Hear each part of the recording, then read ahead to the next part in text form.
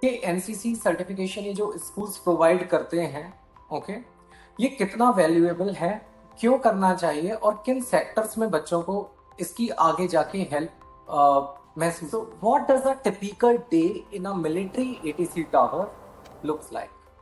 Untold rules of air space control, we don't know. कुछ cases में देखा गया है कि प्लेन्स 3-3, 4-4, 5-5 घंटे रनवे पर खड़े रहे।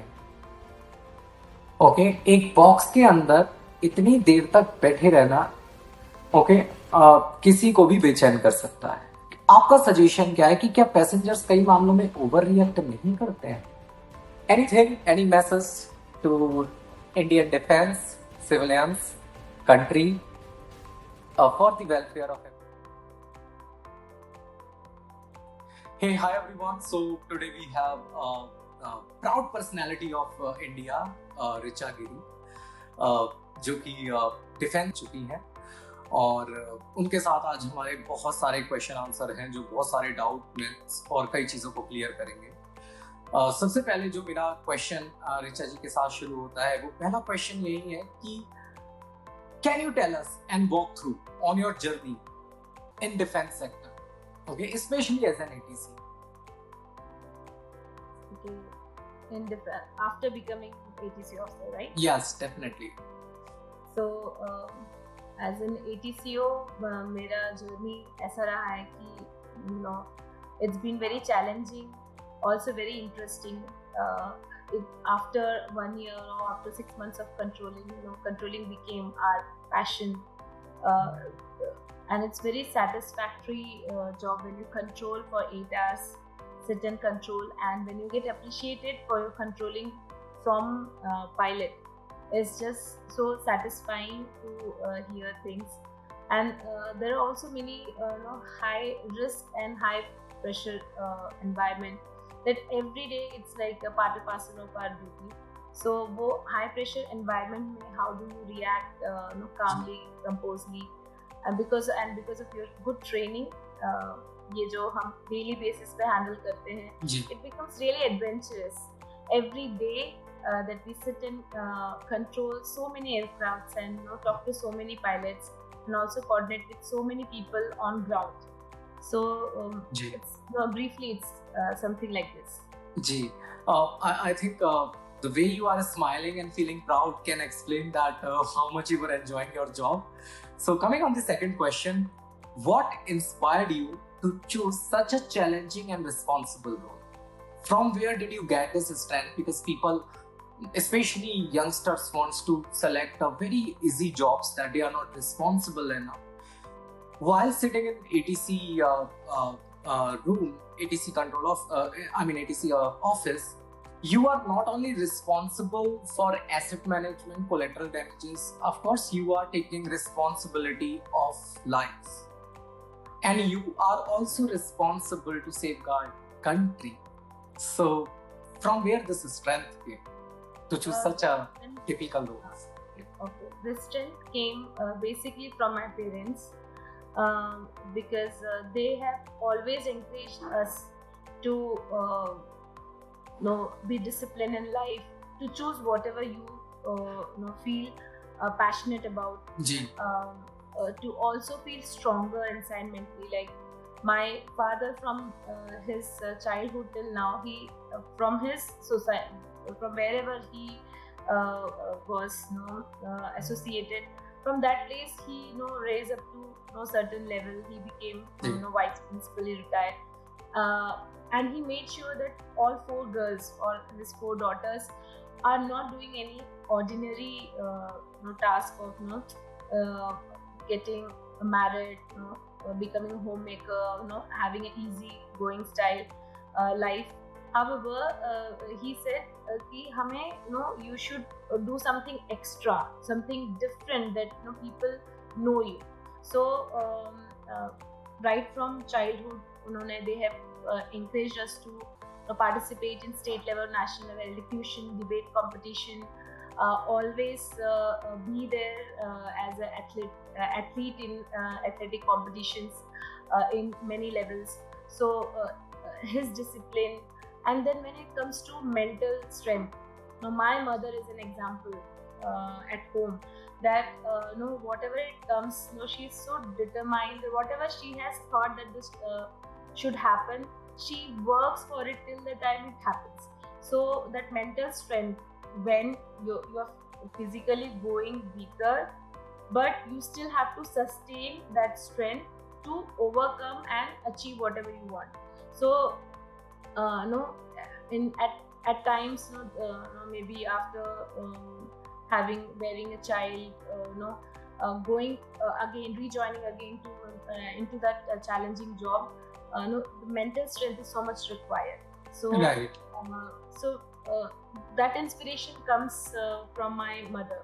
So starting from home, this inspiration came, and then later it was refined by some NCC cadet training, and it was really enriching experience that we got during college time, when my other friends were roaming around, I was getting trained straight. Richa, I have a question here. As you know now, Gen Z and Gen Alpha is on the ground.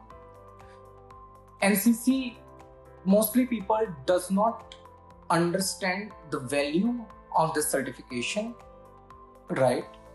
The parents who are aware, okay, are conscious कि उनके बच्चों को ये करना ही करना है. Specifically 11th class में नहीं, आई थिंक उससे पहले भी आप एनरोल इसके लिए कर सकते हो. बच्चे इसको मिस करते हैं, किस वजह से वो उसको नहीं ज्वाइन करना चाहते, क्योंकि जब ये ट्रेनिंग हो रही होती है वहाँ कोई लग्जरी एनवायरनमेंट नहीं होता है.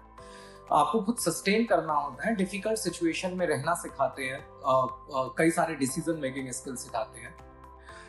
मैं आपसे ये पूछना चाहूंगा, जिससे कई पेरेंट्स को भी इसकी वैल्यू पता चले कि ये कितना इम्पोर्टेंट है. तो आप बताएंगे कि ये एनसीसी सर्टिफिकेशन जो स्कूल्स प्रोवाइड करते हैं, ओके, ये कितना वैल्यूएबल है, क्यों करना चाहिए, और किन सेक्टर्स में बच्चों को इसकी आगे जाके हेल्प महसूस होगी या उसका फायदा पता चलेगा? आई थिंक डिसिप्लिन होना, any training which imparts discipline, वो चीज हर सेक्टर में काम आती है जी. Unless you are discipline you can't achieve anything, और आप अचीव नहीं करोगे तो आप कंट्रीब्यूट भी नहीं करोगे सोसाइटी में, इन एनी सेक्टर जी. तो ऐसे नहीं है कि हमें डिसिप्लिन ना होकर एज एन एनसीसी ट्रेनिंग नहीं मिली है तो बंदा अचीव नहीं कर पा रहा, but the probability and the quality that this person, trained person, can give to any organisation is much more than person who has not been discipline.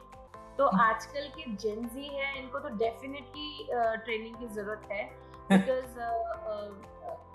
बहुत so much of source of information है आजकल के media में, and they are so much connected to social media कि उनके पास information बहुत readily available होती है. एंड ये जब ऐसे बहुत रेडिली अवेलेबल होती है तो उनको पता होता है कि अच्छा, मुझे अगर मान लो आर्टिस्ट बनना है तो मुझे इतना ही पढ़ना है, मुझे इतना ही करना है, मुझे ऐसे ही रहना है, मैं I can be lazy, I can be lethargic, and I can just focus on the creativity. उनके हिसाब से अगर किसी को फौज में ही जाना है तो डिसिप्लिन होना है. I don't think so. And आजकल के high momentum and high speed information flow के एनवायरनमेंट में I think discipline is one thing, because this social media is running our gen Z. उनका हेल्थ से लेकर उनकी क्वालिटी, उनका cerebral capability, and all that is getting ruined because of social media. So definitely I would recommend आजकल के जो parents हैं जिनके बच्चे अब टीनेज क्रॉस हो चुके हैं, they should either put them into सैनिक school where the disciplined environment is there, boarding school for maybe few years, so that they value what they're getting in free of cost at home. They value their parents, they value their lifestyle, they are thankful. So unless you give them keep them away from such luxury जो आजकल जेन जी को आराम से मिल रही है चीजें, तो तब तक वो उनके लिए थैंकफुल नहीं रहेंगे. एंड आई थिंक ये सेम कॉन्सेप्ट पे, डिसिप्लिन होने के कॉन्सेप्ट में सरकार ने अग्निवीर स्कीम भी लाई है कि आप 5 साल नौकरी करो, 6 साल करो फौज में, and then उसके बाद you might be considered for other सरकारी कोई भी गवर्नमेंट जॉब है उसके लिए कंसिडर करेंगे. तो ये माइंडसेट है ना सरकार भी डालने की कोशिश कर रही है. If you see the larger view, पहले जो यंगस्टर्स है पहले डिसिप्लिन एनवायरनमेंट में जाए and they understand what is life, how can you be achiever, how can you add value to your family, your organization, and ये सारा चीज़. Right. comes from the discipline. It totally comes from. यहाँ पर हम और आप इस चीज से इत्तेफाक रखेंगे कि हम लोग बहुत fashionable, glamorous, specifically Indian kids, उन्हें हर चीज परफेक्ट चाहिए, राइट? वो परफेक्ट बनानी कैसे, वो प्रोसेस नहीं पता है. They are mad over Korean dramas, Korean music, right, but शायद वो ये नहीं जानते कि उनके हीरोज जिन्हें वो अपना हीरोज मानते हैं उन्हें भी मिलिट्री ट्रेनिंग में जाना पड़ता है. That is compulsory for them. Okay, but वही चीज अगर इंडिया में एनसीसी वगैरह कितने सालों से गवर्नमेंट ने ये फैसिलिटीज दे रखी हैं, बट उनको यो नहीं लगती है क्योंकि इसमें कूल फैक्टर नहीं है.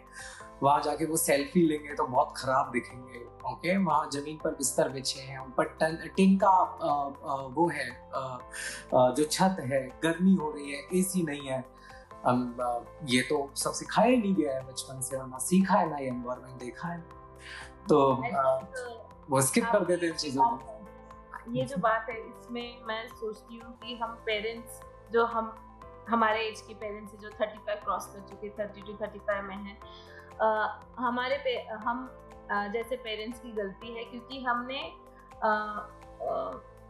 हमारे पेरेंट्स ने जैसे हमें रेस किया, हम जिस भी लेवल में एक अचीवर, मान लीजिए एक अचीवर बने, we have much more better lifestyle, but then हमने अपने बच्चों को बहुत चीज़ें ना ऐसे हाथ में लाके दे दिया. स्पून फीडिंग करते जा रहे हैं, बहुत ज़्यादा टेक केयर कर रहे हैं बच्चों का जी. तो बच्चों को सब कुछ आसानी से मिल रहा है, बहुत ग्लैमरस बना रखा है हमने खुद अपने वर्ल्ड को. तो एंड प्लस ये जो मैंने सोशल मीडिया के बारे में पहले बात किया कि everything is so easily available, every information is so much of information flow that उनको है ना ये जो लाइफ में एक्चुअली स्ट्रगल क्या है and how can you achieve things, everything has become virtual. People are gaming में हमें विक्ट्री मिलती है तो we have a sense of victory, but actual victory क्या होती है लाइफ में, कैसे स्ट्रगल करके कैसे हमें प्रमोशन मिल रहा है, मान लीजिए अगर कॉर्पोरेट में काम कर रहे हैं, या फिर कैसे अगर सिंगर बनना है तो कैसे बनना है, एक्टर बनना है तो कैसे बनना है, कितना स्ट्रगल है जी. अगर डिफेंस ऑफिसर बनना है तो कैसे बनना है, क्या क्या ट्रेनिंग लेनी है. ये अगर उनको sense of achievement will only come with this thing, and I feel that हम पेरेंट्स आर ओनली रेस्पॉन्सिबल जी. हमें लगता है कि हम इधर से इधर आए हैं और हम इधर हैं तो हमारे बच्चे इधर होने चाहिए, बट इधर आने के लिए भी उनको यहाँ से गुजरना चाहिए. They have to struggle, तो उनको एक स्ट्रगल पीरियड देना है. जैसे भगवान राम ने और हर भगवान ने, इवन जीसस क्राइस्ट, और आप किसी भी स्क्रिप्चर्स को पढ़ेंगे, आप कोई भी कहानी सुनेंगे तो ये जरूर देखेंगे कि उनको गुरुकुल शिक्षा मिलती है घर से दूर जाके, एंड उन्होंने भी वनवास किया था. आपने कोई भी कहानी आप देखेंगे, गुरुकुल शिक्षा हमेशा दूर रह के, घर से दूर रह के. So it calls for discipline. So youngster को यंग एनर्जी, जो सोर्स ऑफ एनर्जी, उसको एक चैनलाइज कर देंगे तो वो बंदा बहुत ही होनहार और बहुत ही, मतलब ही will be a future of your country. I think I would recommend highly कि parents should think not very emotionally, but should think that okay, and on the other hand ये हमारा suggestion schools के लिए भी है. कई schools में नहीं है CBSE schools में. I don't know if they have to apply for it to CBSE board, और कई जगह कई schools में अब ये आ रहा है, या आपका schools इतने सालों से operated हो तब आप इसके लिए enroll कर सकते हो. कुछ तो ऐसा रूल है. आप अगर देखेंगे हर स्कूल में NCC नहीं है अवेलेबल. स्काउट्स एंड गाइड्स हैं, और एनसीसी के अलावा भी I think there is some NSS. Yes, correct. का ब्रांच है कुछ कुछ जगहों में। आई थिंक केंद्रीय विद्यालय में सारे गवर्नमेंट सेंट्रल गवर्नमेंट में तो है कंपल्सरी, हाँ वो है। एटॉमिक एनर्जी सेंट्रल स्कूल या केंद्रीय विद्यालय, तो इन सब जगहों पे आपको मिलेगा जरूर। बट ये प्राइवेट सेक्टर्स में फिटनेस से लेकर फिजिकल एफिशिएंसी मतलब पीटी से रिलेटेड चीजें हैं। But I have not seen NCC, but anything, I not only NCC but anything which disciplines the younger lot, because this youthful energy in this social media world is actually diverting, वो बहुत distracted रहती है। तो ये energy हमें channelise करना है so that we build up a good future, good citizen बनेंगे तो good country बनेगी। India is developing and it should grow further. Correct. आगे बढ़ते हैं, और दूसरा मेरे को क्यूरियोसिटी है जानने के लिए कि behind the radar. Okay, so the question is behind the radar inside the ATC world. Okay, so what does a typical day in a military ATC tower looks like, Richa? Okay, in military ATC tower, it looks like a controller sitting with 10 heads. Okay. Speaking to 10 different people at the same time. So आप ऐसे ही कुछ देखोगे कि may be कोई goddesses है या God है बैठा हुआ 10 लोगों से कोऑर्डिनेट कर रहा है at one go. So we are putting on headset and speaking to pilot, and हमारे हाथ में मोटरोला होता है जिससे हम नीचे हमारे ग्राउंड स्टाफ से बात करते हैं जो क्रैश बेसिकली फायर टेंडर्स में बैठे रहते हैं, stand by for any kind of emergency. और फिर दूसरे मोटरोला में चल रहा होता है कि बर्ड वॉचर है। This word you are using, Motorola, what is this mean? Motorola is a walkie-talkie sort of thing which has got frequencies to set. So एक फ्रीक्वेंसी में वो रहता है, एक फ्रीक्वेंसी में दूसरे मोटरोला में हम दूसरी फ्रीक्वेंसी सेट करके रखते हैं जिसमें एयरफील्ड में घूम रहा होता है पेट्रोलिंग व्हीकल, और जो ये देखता है कि इन केस कोई डॉग आ जाता है या फिर कोई बर्ड्स है उसको स्केयर करना है। और तीसरे मोटरोला में होता है फ्यूल बाउजर जो रनवे की इस तरफ से उस तरफ जा रहा होता है, तो उसको भी एयरक्राफ्ट अगर आता है तो उस तरफ रोकते हैं, तो इधर आता है, ये चल रहा होता है। पीछे हमारे जैसे हम बैठे रहते हैं, पीछे हमारे कंट्रोल सेंटर होता है जिसमें कम से कम 15 से 20 टेलीफोन्स होते हैं। तो इट इज़ लाइक हॉटलाइन, तो एक उठाया तो कोलकाता से बात कर लिया, दूसरा उठाया तो it is a hotline direct connectivity जी। एंड एयरफोर्स से भी कनेक्टिविटी है बिकॉज हमें ADC air defence clearance number चाहिए होता है। फिर बहुत सारे मिलिट्री मतलब कमांड से ये बहुत सारे मेरे ख्याल से आपको वेदर रिपोर्ट्स भी you are back to back weather reports yes we speak out but we are not the one who are predicting it. Forecast करने के लिए मेट्रोलॉजिकल ऑफिसर्स होते हैं, मेट ऑफिसर्स, वो जो ग्राउंड फ्लोर में होते हैं, एंड तो वहाँ से पायलट ब्रीफ करके आ रहा होता है। तो बट वो सारा रिपोर्ट एवरी हाफ आवरली हमें मिलता रहता है, वो हम रीड आउट करते रहते हैं पायलट्स को as and when take off और लैंडिंग के लिए एयरक्राफ्ट आ रहा होता है। सो इतना सारा कोऑर्डिनेशन एक वन गो में हो रहा होता है, 8 घंटे के लिए टकाटक हो रहा होता है। रिचा, मेरा यहाँ पर एक क्वेश्चन आपसे ये था कि हर इंसान में अपना एक ईगो होता है, और हर कोई वर्क प्लेस पर कई तरीके के अपना खुद का एटीट्यूड लेकर जाता है, कोई भी प्रोफेशनल। क्या ये चैलेंजिंग नहीं होता होगा पायलट्स की ट्रेनिंग में, ग्राउंड स्टाफ की ट्रेनिंग में, केबिन क्रू ट्रेनिंग में, कि कुछ भी हो जाए आप एयर ट्रैफिक कंट्रोलर का दिया हुआ ऑर्डर मना नहीं कर सकते? Are they getting trained for it? उससे रिलेटेड भी उनको बताया जाता होगा ना? डेफिनेटली वो पूछते हैं हमसे हर परमिशन लेके ही सारा काम एयर में होता है जी, बिकॉज हमारे पास लार्जर व्यू है, radar is our larger view, eagle view, और वो एक मशीन चला रहे होते हैं जी, दैट एयरक्राफ्ट, कोई हेलीकॉप्टर चला रहा है, कोई सिविल, कोई फाइटर चला रहा है, तो दे नो कि मुझे ATC ने ये रास्ता बोला है, हमें ये रास्ते पे जाना है, एयरवे से जाना है, और इस ऑल्टीट्यूड में बोला है तो मेरे नीचे कोई एयरक्राफ्ट है, मेरे ऊपर कोई एयरक्राफ्ट जी। सो ATC सेपरेशन करके दे रहा है कि ये सेफ ऑल्टीट्यूड है, ये safe direction that you can go, because other than traffic. So हम traffic management तो मेरा ही है air में. So unless I say you can't turn here and there because you are वैसे तो देखेंगे you are blind. Ji. You just आप अपना एयरक्राफ्ट चला रहे हो. इन केस आपके एयरक्राफ्ट में कोई प्रॉक्सिमिटी कहीं नजदीक से आ रहा है तो आपके एयरक्राफ्ट में कोई वार्निंग आ जाती होगी, बट वो भी information ATC well in advance बता देते हैं.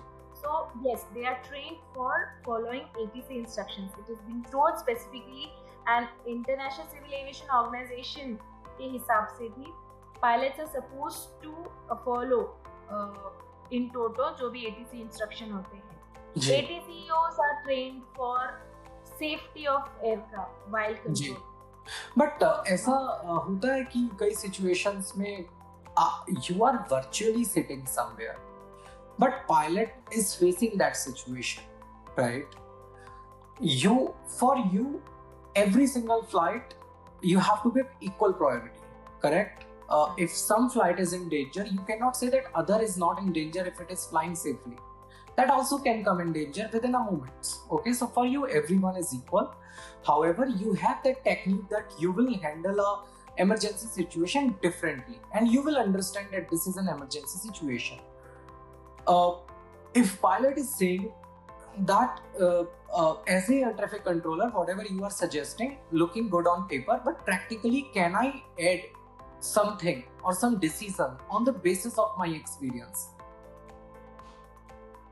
Actually aviation में everything is laid down. Standard operating procedure है. Emergency में ATC ऐसा करेगा, pilots को ये follow करना है. वो दोनों SOPs are conjoined. मतलब वो एक standard SOP होता है एक particular airfield में fly करने के लिए, तो वो SOP pilot भी पढ़ता है, ATCOs भी पढ़ते हैं. उसमें उसके अंतर्गत ATCs के एक्शन ये हैं, pilots के एक्शन ये हैं, ये सारा कुछ उसमें मेंशन होता है. सो इट इज नो वे कि अच्छा मैंने डिफरेंटली कंट्रोल किया होगा, but I am following the same book which he is also following. Got it. Coordination is mandatory, right?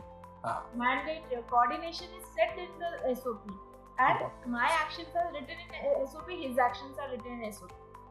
So हमने जो भी कोई यार कई सारे हमने जो क्रैशेस के बारे में स्टडी किया जो अवॉइड किए जा सकते थे, उसमें डेफिनेटली ये चीज डेफिनेटली लिखी होगी कि किसी ना किसी ने रूल ब्रेक किया, चाहे वो ATC से हुआ हो, चाहे वो पायलट से हुआ हो, या वो इंजीनियरिंग डिपार्टमेंट से हो. The way you are saying SOP is a very powerful phenomena. हर चीज की SOP जब लिखी जाती है तो बहुत सोच समझ के लिखी जाती है, specifically in aviation and medical. Okay, school में आपने SOP में चेंज कर दिया, ज्यादा फर्क नहीं पड़ेगा, उसे रेक्टिफाई किया जा सकता है. बट मेडिकल, एविएशन, डेफिनेटली आपका क्रूज लाइन्स और जिसमें भी ह्यूमन लाइफ को डेंजर है, हमें कम से कम उन SOPs को स्ट्रिक्टली और बहुत डिसिप्लिन में फॉलो करना चाहिए. So yes, I mean thank you so much for answering it, क्योंकि कई बार मेरे माइंड में भी ये क्वेश्चन आता था कि भाई पायलट कह रहा है मुझे दिख रहा है सामने क्या हो रहा है, आप टॉवर पे बैठ के ऑर्डर दे रहे हो. So I know better, okay, but you said it rightly कि हाँ वो अपना उसमें एक्सपीरियंस ऐड कर सकता है, but he will verify with you that I am going to take this decision. Okay, yes. So Richa, हर प्रोफेशन में कोई एक प्राउड मोमेंट आता ही है, चाहे वो कोई भी प्रोफेशन क्यों ना हो. सो कोई ऐसा मोमेंट आया जहां आपने you truly felt proud? Actually पूरे 14 इयर्स के करियर में every moment I've donned a uniform, I felt proud of myself. Every time when anyone salutes me, I felt proud. Every time when I've controlled aircraft and done my duty for 8 hours, with full satisfaction that today I saved time, today I saved pilots fuel, today I saved many things, which is associated with controlling. So I feel proud of myself that okay, I've done it well. I pat myself because self motivation is one thing which gives you that drive to go on and any sort of challenges. Being a leader you have to be self motivated, because आपको देखकर लोग motivate हो रहे होते हैं. सो you don't know there are many amongst men, there will be 10 of them maybe, who is idolizing you, who is seeing you as inspiration. So you have to inspire, motivate yourself. So I felt proud every time that I have controlled a VIP aircraft, like Prime Minister has landed in my airfield, President has landed, I have vectored that aircraft, I have given direction. Every time when my Navy chief, Army chief comes and we have vectored aircraft safely, pilots have felt very comfortable with me. I have felt really proud of myself. So there is not one moment, there is numerous occasions that I felt proud of myself. Excellent. I can understand that thing by seeing your face again, how proud you are feeling even by explaining it. Richa, मेरा दूसरा question आपसे ये है कि हमारे घर की जो टेंशन होती है वो वर्क प्लेस पे भी जाती है. हर एक की नहीं बोल रहा हूँ, स्पेसिफिकली आम लोगों की चली ही जाती है. ऑफिस की जो टेंशन होती है वो फैमिली को सफर करना पड़ता है.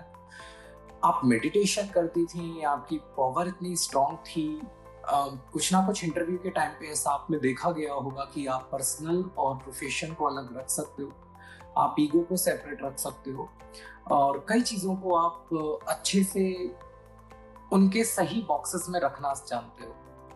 ये चीज़ डेफिनेटली इंटरव्यूअर्स से यहाँ जब भी आपको सेलेक्ट किया गया होगा देखी गई होगी कि she doesn't mix everything, she has the boxes okay which she handles perfectly.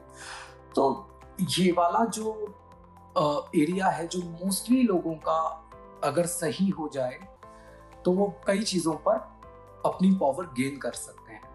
तो कैसे आप ये सारी लाइफ को अलग रख पाती थी कि आप घर में बच्चे की भी तबीयत खराब है, ओके, आपको you are also a wife, you have to take care your husband, even husband की भी जॉब ऐसी है कि he is also in national security, okay, फिर पेरेंट्स भी हैं, कभी फ्रेंड्स को भी दिक्कत हो सकती है और कभी आप भी बीमार. इन सब चीजों को अपने अपने बॉक्सेस में रखना और जब जिस बॉक्स को खोलना है, ओके, ये पता होना, इसके लिए क्या आप आम लोगों को, हर एक को एक सजेशन देंगे कि आप ऐसे सब चीजों को सेपरेट रख सकते हो और ईगो को साइड डाल सकते हो? हाँ, I am sure SSB selection में आई थिंक एटीसी का सिलेक्शन नहीं करके वो ये ज़रूर देखते हैं कि ऑफिसर बनने लायक है कि नहीं कैंडिडेट.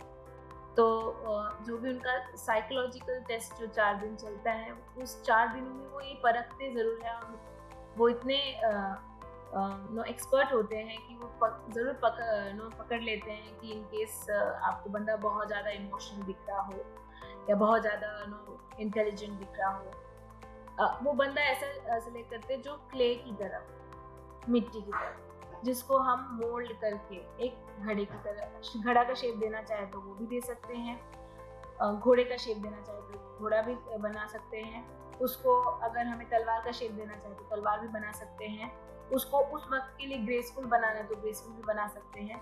सो वो मोल्ड देखते हैं कि क्ले जैसा कोई पदार्थ हमें कैंडिडेट मिल रहा है जिसको हम अपने अनुसार मोल्ड कर सकते हैं, अपनी ट्रेनिंग में ला सकते हैं, क्या उसके पास वो वैल्यूज है कि नहीं. तो एसएसबी में ये देखते हैं. तो डेफिनेटली उन्होंने देखा होगा जो वो जिस तरीके से परखते हैं, तो देखा होगा, तो सिलेक्शन हुआ. And when it comes to ATC में यस, ट्रेनिंग जब मिलती है हमें, एयरफोर्स में हमारा स्पेशलाइज्ड ट्रेनिंग होता है. पहले ऑफिसर ट्रेनिंग आईएनए में होता है, एयरफोर्स में स्पेशलाइज्ड होता है. तो उस ट्रेनिंग में definitely during the course of training ये पता ज़रूर चल जाता है कि ये बंदा हाँ कोऑर्डिनेशन बढ़िया कर लेता है, मल्टीटास्किंग कर लेता है.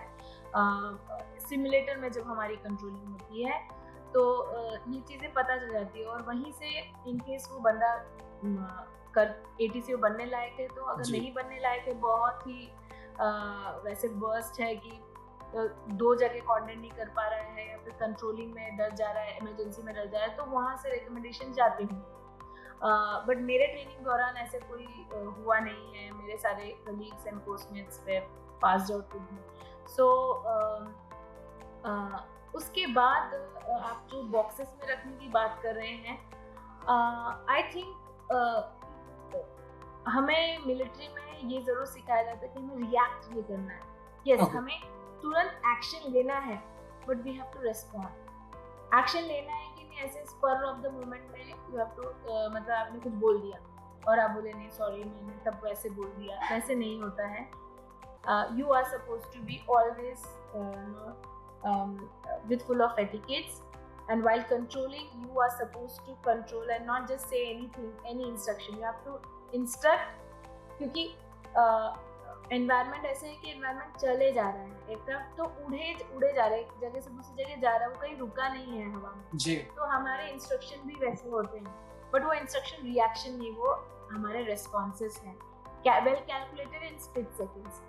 तो और जब एक बार हमारा पैशन आता है ना सामने, तो फैमिली में क्या चल रहा होता है, जब देश आता है, जब हमने कसम खाई होती है हमारे पासिंग आउट में, जब हम आखिरी कदम रखते हैं, होता है ना अंतिम पग, तो जब रखते हैं उससे पहले है ना हमें प्लेज करवाते हैं. तो उससे हर एकेडमी में, Indian military academy, officers training academy Chennai में, एयरफोर्स एकेडमी या फिर इंडियन नेवल एकेडमी, कहीं भी अंतिम पग के पहले और शुरू होने से पहले जो धीरे चाल शुरू होती है उससे पहले एक प्लेज जरूर लेते हैं कि सबसे पहले देश, फिर तुम. तो देश में देश की रक्षा, देशवासी, फिर तुम बहुत लास्ट में आते हो. ठीक है. तो और आप जितने साल सर्विस में हो उतने साल मरने के लिए तो रेडी रहो जी.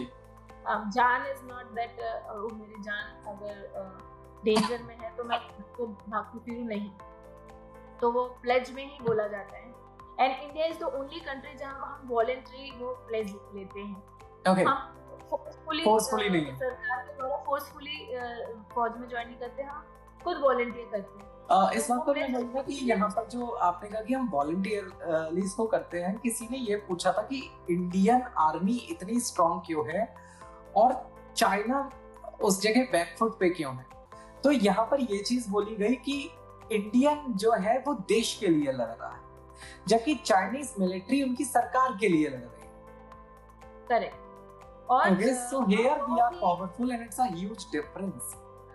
पैट्रियोटिक फीलिंग जो है ना वो बहुत हम बहुत पैट्रियोटिकली ड्रिवन हैं जी. हमारे जो इंडियन आर्म फोर्सेस हैं, हम पूरे आर्म फोर्सेस में भी नहीं, आप देखो सिविल सेक्टर में सिविलियंस भी जो हैं, जो फौजी नहीं है, वो भी बहुत पैट्रियोटिकली ड्रिवन हैं. आप अभी देखे होंगे जब वॉर जोन हुआ था जी, जब इंडिया पाकिस्तान वॉर हुआ था, तब पूरा ऑपोजिशन भी एक तरफ, ऑपोजिशन रूलिंग गवर्नमेंट के साथ, सारे सिटीजन एक साथ, और सबके डिफरेंस ऑफ ओपिनियन रहे होंगे, बट जब एक बार पैट्रियोटिज्म आती है तो रीजनलिज्म, रिलीजन एंड ये सारे जो सेक्टर्स में डिवीजन है, ये सब कुछ, डिफेंस क्या, फौज क्या, सिविलियन क्या, हर लोग एक साथ, जो हमारे अंदर यूनिटी है ना, ये यूनिटी बाकी कंट्रीज में देखी गई जैसे हमारे अंदर है, इतने डाइवर्सिटी होने के बावजूद भी. This is the one thing which makes our armed forces and our citizen different from other citizen. So हम जब खुद वॉलंटियर कर रहे होते हैं ना, जब हमने ये सारी कस्में खाई हैं, प्लेज लिया है, तो ये जो बॉक्सेस है ना, ये ऑटोमेटिकली बन जाते हैं. जो आपने मतलब आपके थोड़ा सा हम डाइवर्ट हो गए थे, बट ये जो आंसर है मैं ये बताना चाहूंगी कि ये ट्रेनिंग में धीरे धीरे करते करते फिर ऐसा होता है, जब हमने हेडसेट ऑन कर लेते हैं ना, फिर घर में क्या चल रहा होता है हमें नहीं याद. फिर जो मैं कर रही होती हूँ उस वक्त माइंड भी पूरा फोकस रडार स्क्रीन में रहता है, बिकॉज कितने लोग हैं मेरे रडार में. मुझे कोई मतलब मेरे घर की चिंता करके इतने सारी फैमिलीज उड़ रही हैं, इतना करोड़ों का एसेट उड़ रहा है मिलिट्री का, तो मेरा फोकस लेवल डाउन करने का तो सवाल ही नहीं है. एक तो वो सेंस ऑफ रिस्पॉन्सिबिलिटी जो आती है वो हेडसेट पहनने के बाद, दैट इज इमेंसली ओवरवेलमिंग, तो वो फीलिंग सब करवा देती है। वो जो मेरा क्वेश्चन है रिचा आपसे कि कोई, जैसे हर इंडस्ट्री में कई चीजें हमें नहीं पता होती है, एक कैमरे को लेकर थोड़ा सा डाउट है जिसके बारे में हमने बिहाइंड द सीन बात की थी। वही एक है कि जो हॉस्पिटल्स भी होते हैं उनके जो जनरल वार्ड्स हैं या ऑपरेशन थिएटर हैं उनमें भी कैमरास नहीं होते हैं। ओके,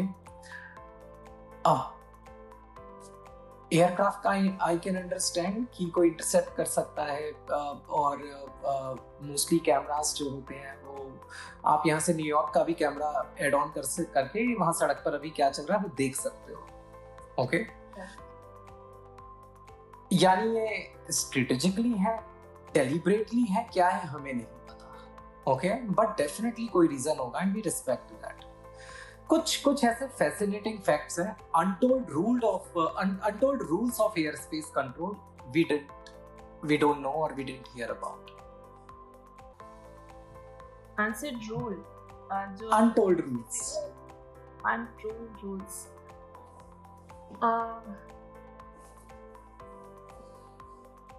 Rule तो नहीं कहूँगी, but I would answer this in a very lighter way. When airliners say that ATC has delayed this much and आपको wait करना पड़ रहा है, sorry for the inconvenience, but it is from the ATC side, so it is not okay. from the right. It is your bound to wait because आपका sequence पीछे है, आपके पहले आप बाकी एयरक्राफ्ट है, या फिर अगर आप एयरक्राफ्ट एयर में है लैंडिंग करने जा रहा है तो आपका सीक्वेंस बाद में आएगा। सो ये नॉर्मल सा सेपरेशन। बट इसमें आपसे क्वेश्चन नहीं करती होगी ना, I mean airport can not question ATC कि ये क्यों डिले हुआ, दे कैन नॉट क्वेश्चन करना है। एक ही रनवे एट वन, वो रनवे पे एक ही एयरक्राफ्ट जाएगा, या तो टेक ऑफ करेगा तो लैंडिंग करेगा, तो उसमें सीक्वेंस फॉलो करना पड़ता है। अब एविएशन में जितने भी ऐसे लोग हैं, जैसे ग्राउंड स्टाफ हो गए एंड कोई भी हो गया, उनको थोड़ा बहुत तो पता होता है, उनको थोड़ा बहुत एजुकेट किया जरूर जाता है कि एटीसी ऐसे चलता है, ऐसे चीज फॉलो करता है, बट एग्जैक्टली क्या सेपरेशन रूल्स फॉलो करता है, आईका को कौन सा रूल लगाता है, वो पायलट और एटीसी दोनों को जी। तो जो पायलट बोल रहे होते हैं, captain of the aircraft, they also know that ATC is rule bound. ATC कोई घर की एटीसी तो नहीं है, प्राइवेट एटीसी है कि मैंने सिर्फ सो एंड सो कंपनी का एयरक्राफ्ट को आगे किया, प्रीमियम एयरक्राफ्ट का आगे किया, वो तो हो ही नहीं सकता कि ओवरटेक करके निकल गए। Under emergency will be given priority from all other aircraft which are not having. उस दौरान सारी प्रायोरिटी, सारा focus level will be on the emergency जी। So unsaid rule is this that एक नहीं करवाता है। एक मैं सिविलियन और एक पैसेंजर के पर्सपेक्टिव से आपसे एक क्वेश्चन करना चाहता हूँ कि जो बेसिक चीजें हैं, जैसे कई देर बहुत टाइम से टैक्सी में प्लेन खड़ा हुआ है, राइट, बहुत रीजन होते हैं जो क्लियरेंस नहीं दे रहे होते हो आप, राइट। कुछ केसेस में देखा गया है कि प्लेन 3-3, 4-4, 5-5 घंटे रनवे पर खड़े रहे। ओके, एक बॉक्स के अंदर इतनी देर तक बैठे रहना, ओके, किसी को भी बेचैन कर सकता है। ओके, ऐसे में पैसेंजर्स एयर होस्टेस पे लड़ने लगते हैं। एक केस हमें देखने में आया था 2 साल पहले कि एक पैसेंजर ने पायलट को पंच भी किया था। ओके, हमें ये चीज पता है कि उस समय एयर होस्टेस और पायलट कुछ नहीं कर सकते because they are in the control of ATC. Okay, अगर आप लोग बोल रहे हो नहीं खड़े रहो तो उन्हें खड़े रहना है। Okay, what's your suggestion to passengers कि कई मामलों में आई डू अंडरस्टैंड कि एयरलाइंस की गलती होती है, बट आपको ये आप इस बात से आपका सजेशन क्या है कि क्या पैसेंजर्स कई मामलों में ओवर रिएक्ट नहीं करते हैं, और या फिर एयरलाइंस कई रूल्स को अपने पैसेंजर्स को अच्छे से डिफाइन नहीं कर पाती है? आपका जो लास्ट स्टेटमेंट है वो सही है कि ये जो डिले मैक्सिमम अगर ATC से होगा तो max to max would be less than maybe 20 minutes, less than 15 minutes, 20 minutes. इससे ज़्यादा ATC traffic point of view से डिले नहीं होता है। अगर इससे ज़्यादा डिले होता है तो हमें उनका अराइवल टाइम या डिपार्चर टाइम रिवाइज करना पड़ता है, वो भी एक रूल है और उनको बताना पड़ता है। यानी जो 3-3 घंटे का डिले है, this is all because of poor coordination of airline operators with the destination airport. So कैसे है कि हम जब ATC से एक एयरक्राफ्ट को डिपार्चर देने से पहले स्टार्टअप दे दिया, स्टार्टअप देते ही हम डेस्टिनेशन एयरोड्रोम, मान लीजिए एक एयरक्राफ्ट दिल्ली जा रहा है और मैं बैठी हूँ चेन्नई में, तो उसको स्टार्टअप देने से पहले मैं दिल्ली से पूछती हूँ कि सो एंड सो एयरक्राफ्ट, ये सारे डिटेल्स है इस startup and within next 10 minutes 15 minutes it will take off जी। एंड फ्लाइंग टाइम तो उनको पता होता है, so ETA that given by aircraft by pilot is so and so in Delhi. तो दिल्ली के जो कोऑर्डिनेशन सेंटर वो ये बोलती है कि नहीं इनको एक काम कीजिए, इनका जो ETA है ना, please make it +2 hours for example, because their air space is closed for some reason.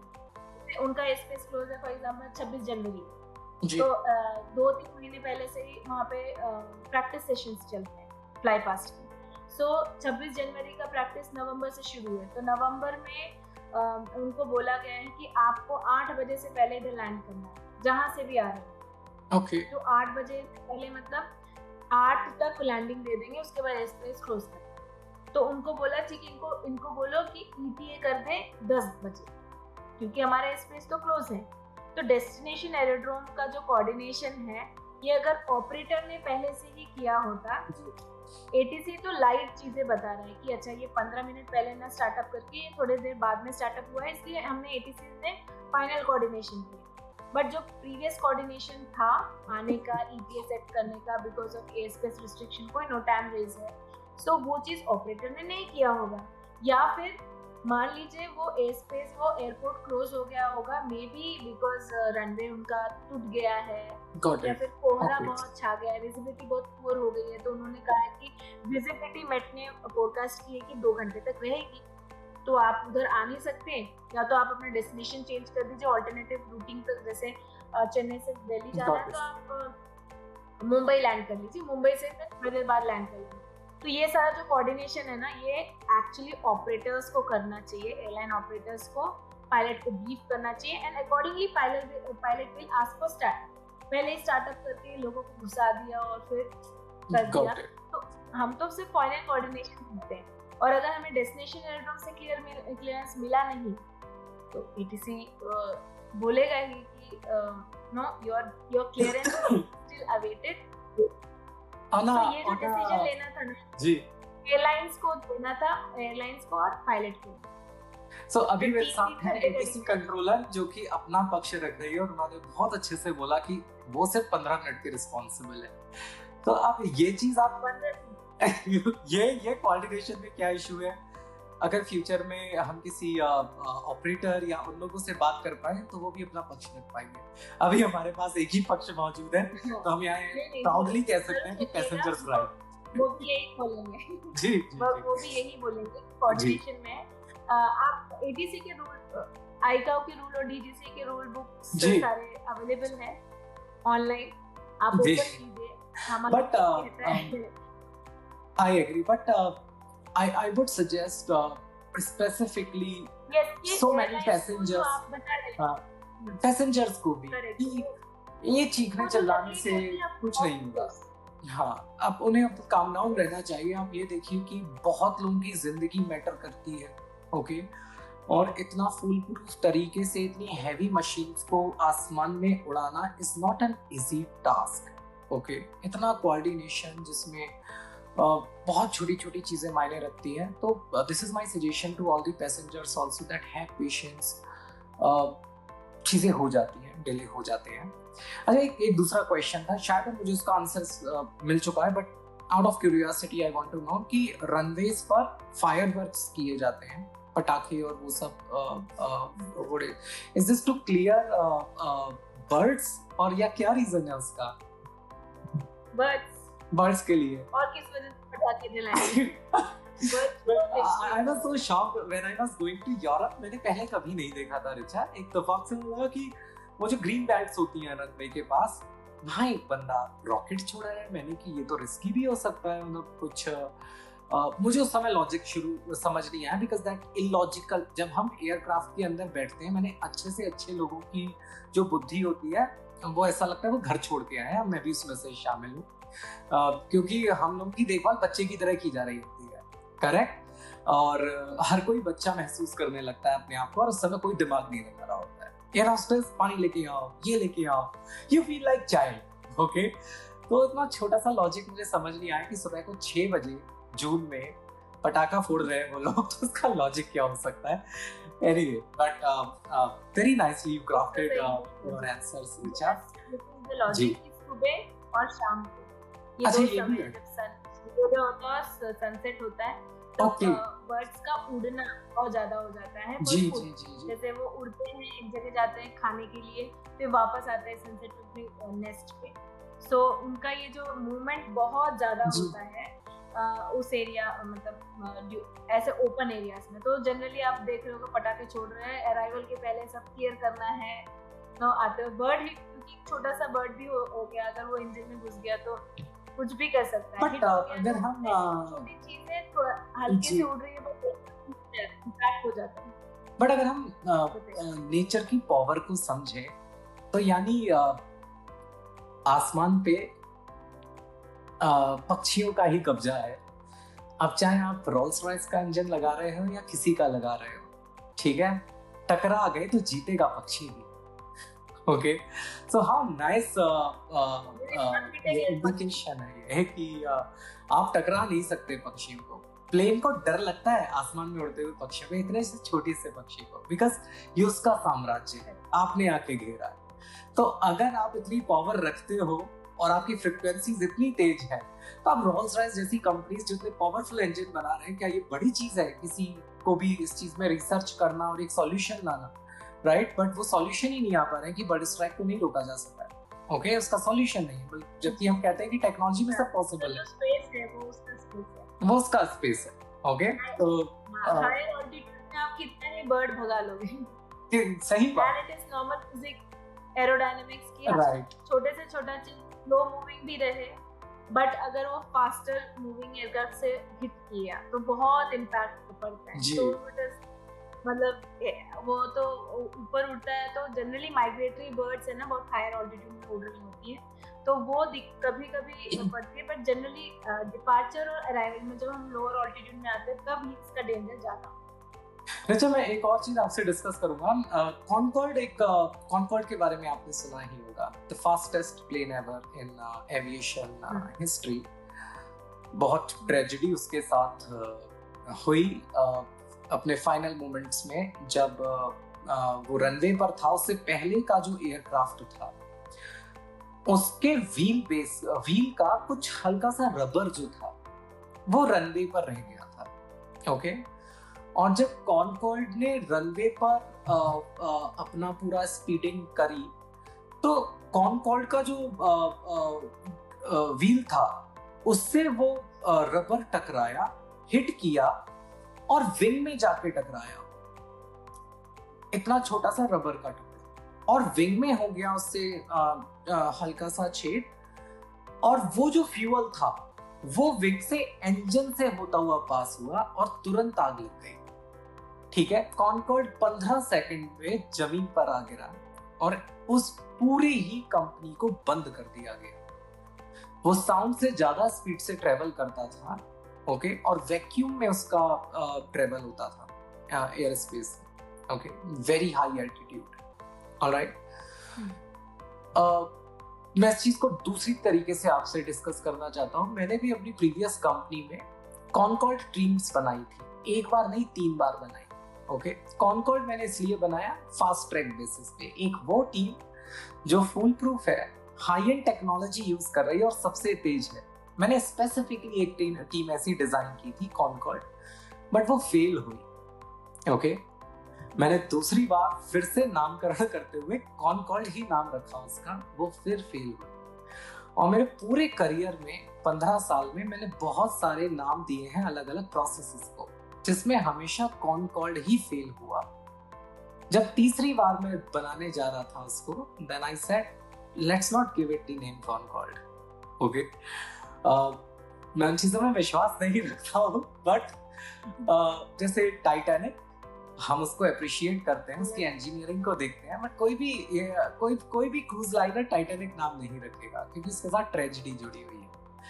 ठीक है, तो इसका कोई लॉजिक नहीं है, बट वही मैं आपसे कहना चाह रहा हूँ कि इस दुनिया में कई ऐसी चीजें हैं जो समझाई नहीं जा सकती और किसी के पास उसके आंसर नहीं है।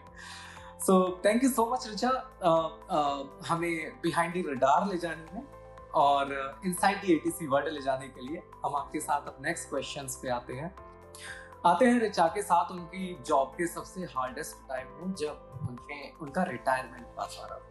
और मैं ये चीज समझ सकता हूँ कि वो प्राउड मोमेंट भी रहा होगा, उसके साथ साथ वो इमोशनल मोमेंट भी रहा होगा और एक वेल अकॉम्प्लिश्ड मोमेंट भी रहा होगा। ओके, सो ऋचा क्या मिस करती हैं हर सुबह? और आई एम श्योर आज भी करती होगी। सपने में कुछ आता है कि एयरक्राफ्ट उड़ रहा है और ऋचा बोल रही है कि अभी लैंडिंग कर रहा है कि मैं कंट्रोल कर रही हूँ।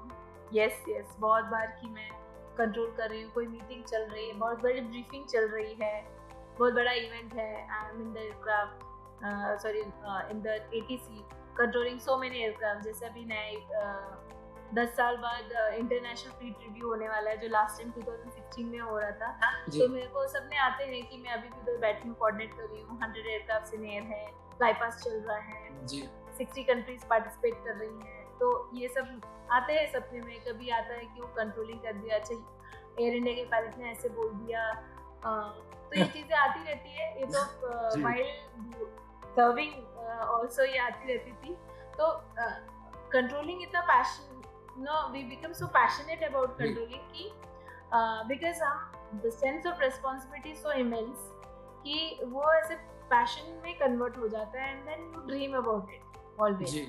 and अभी मैं जो miss करती हूँ, last day of my service जो था, उसमें जब everybody is talking good about you, commanding officer is talking about your service, your HOD is talking about your service, your juniors are talking about how good senior you were, men are talking about how good leader you were.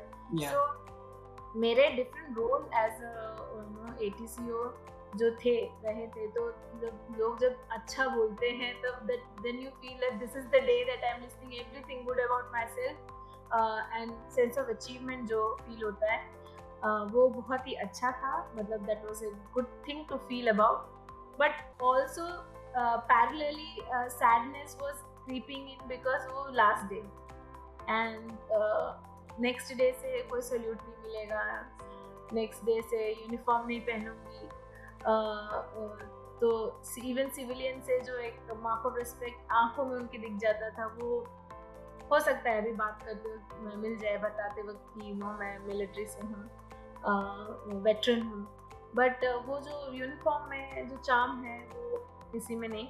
But वो charm के साथ जो sense of जो duty थी और जो responsibility थी वो भी थी, और जिसको हमने डेफिनेटली पूरी तरीके से निभाया है। एंड अभी भी मैं वो सारे पल अभी भी एकदम लाइव वैसे ही याद करती हूँ, वैसे ही फील करती हूँ। कभी कितने साल तक का आप कितने साल तक एटीसी कंट्रोलर रहे डिफेंस के लिए? कितने साल तक आप?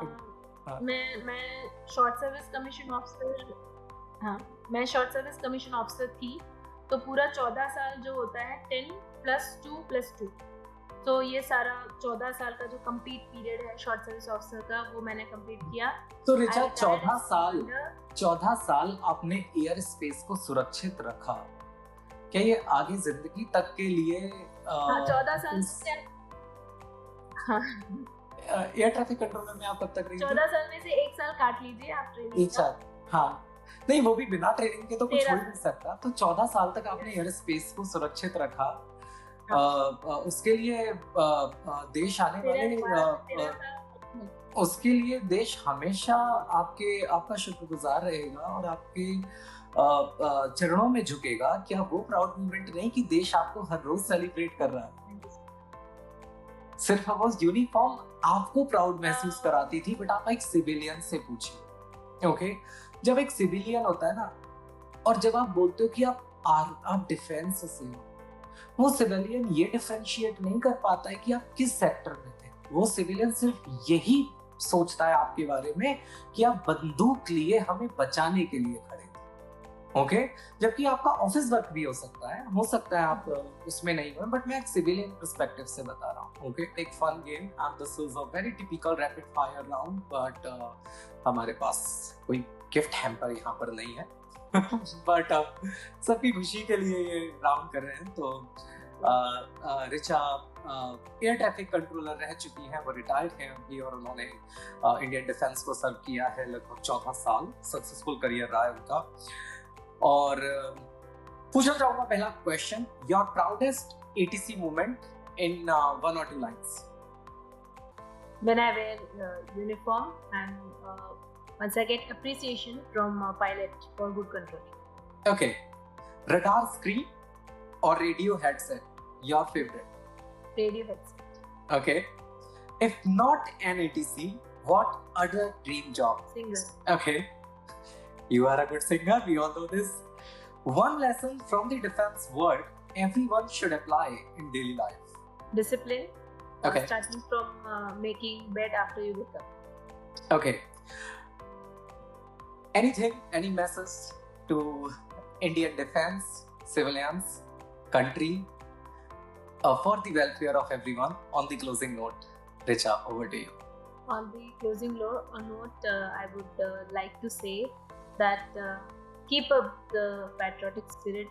Unity in diversity is the significant and most important point and most important quality that we Indians have. Please stick to it. Howsoever social media is influencing you, keep the Bharat Mata prior to your desires, to your achievements. So, Jai Hind. Jai Hind. And Richa, thank you so much for selecting our platform to tell your story to the world. You were our first guest, and we always wanted to shoot very first episode with you, and we always wanted to telecast first episode of yours. So as you said that it will be you wanted to be aired on 15th of August, so I spoke to my team, so we are not telecasting any of our episode till then, so we will start it by your episode. Thank you so much, Richa. Thank you so much.